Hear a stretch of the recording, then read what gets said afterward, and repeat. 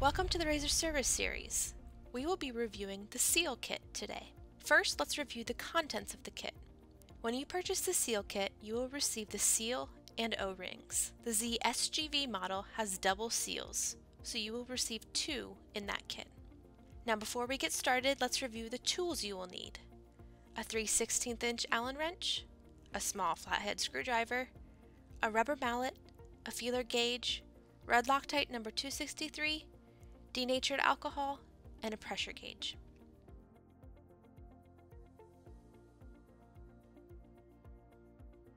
Before disassembling the pump, remove the drain plug from the motor housing and drain all oil from the motor chamber by setting the unit on its side.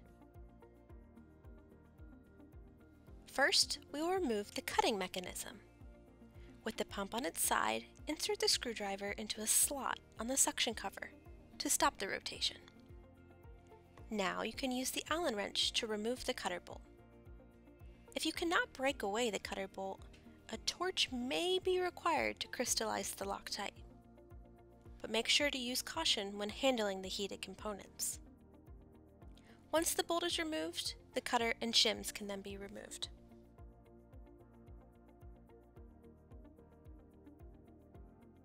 If you have a ZSGV or ZOGV, this step will not apply to you. However, with the ZOGP, you can now remove the suction cover by removing the 3 bolts with your Allen wrench. If the suction cover is stuck on the volute, gently tap it with a mallet. The rotation will allow the clearance, so you're able to wedge it off with the flathead screwdriver. Set aside the O-ring to be used when you reassemble the pump. If you are reusing the existing cutter assembly, set those components aside. For ZOGP models, you can simply slide the first impeller and impeller key off the shaft. Loosen and remove the 3 bolts securing the volute to the motor housing. For the ZSGV and ZOGV models, you will first remove the volute by taking off the same 3 bolts. Now, for all models, you will remove the impeller by sliding it off the shaft. And for the ZSGV and ZOGV models, this is where you will remove the impeller key.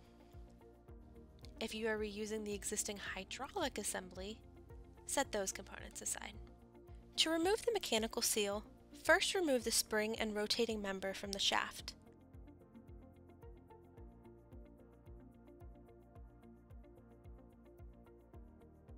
For ZOGP and ZOGV models, wedge the stationary seal out of the seal cavity using a flat-tipped screwdriver. You may need a hammer to crack the seal for easier removal.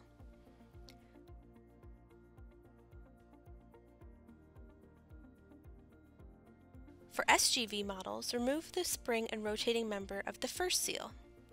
Unfasten the 3 bolts to remove the stationary seal and seal plate, and then follow the same steps to remove the second seal. Regardless of what model you have, you should then use compressed air to clear debris and clear the seal cavity with denatured alcohol. Take care to avoid scratches or debris on the shaft to prevent oil leaks.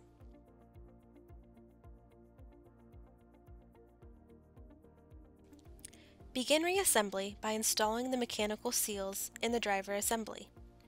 Ensure your hands are clean and free from debris.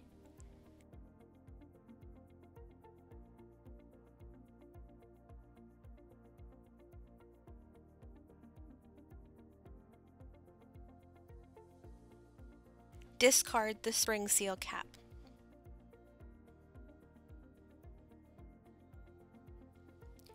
Ensure the black dot faces the seal plate and the seal is straight.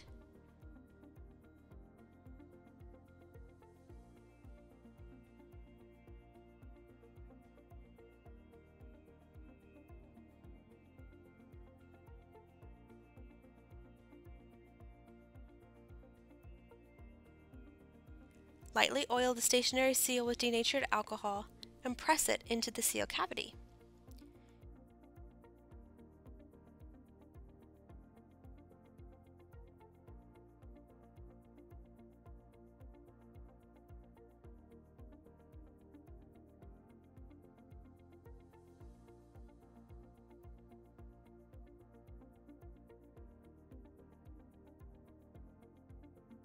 Clean the face again with denatured alcohol.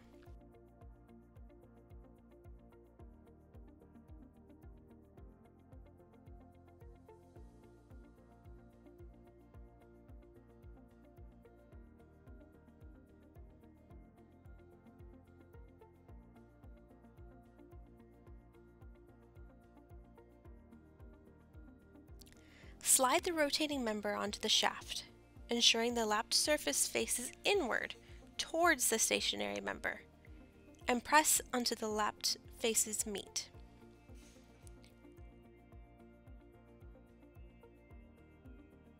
Place the spring over the shaft and rotating member.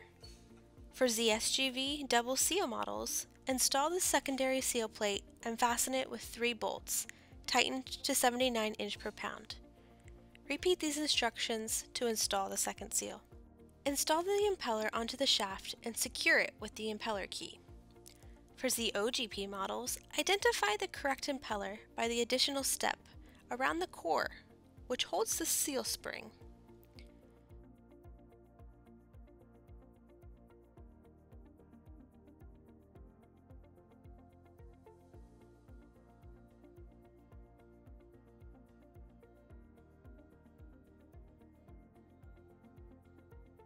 To install the volute, place the O-ring around the seal plate.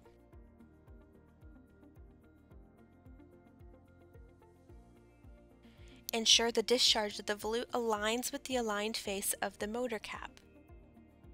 Align the volute and secure it with 3 bolts tightened to 79 inch per pound.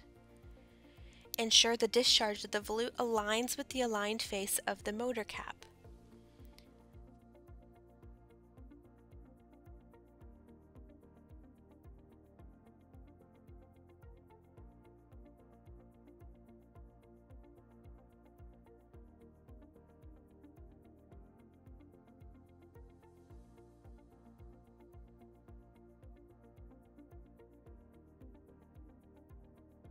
For ZOGP models, align the first stage impeller with the key and slide it onto the shaft. Note that this impeller does not have the same step around the bore.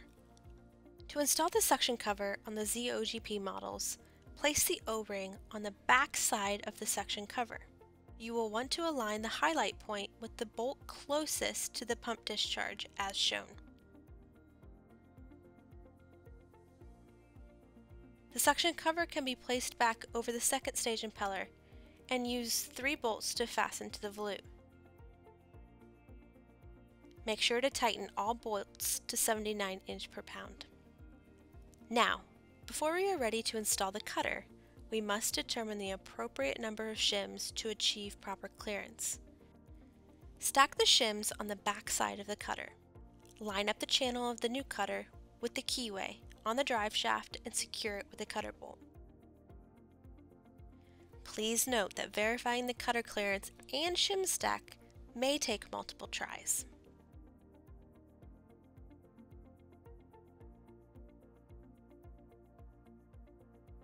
Use a feeler gauge to check the space between the cutter and the cutter plate.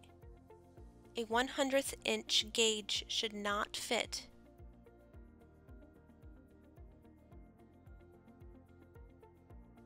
If the space is too large, remove a shim and recheck.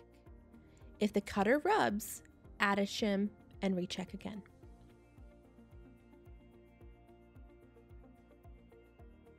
After verifying the cutter clearance and shim stack, remove the cutter bolt, cutter, and shims, keeping them together.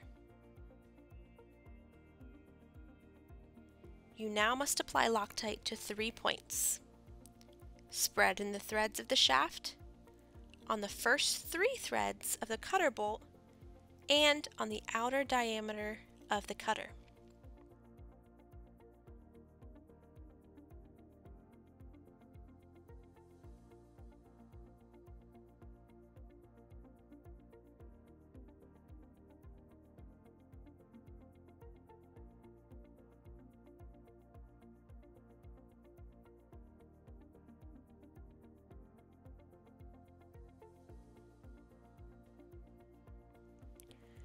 Reinstall the cutter and shims on the shaft and secure the bolt, tightening to 79 inch per pound.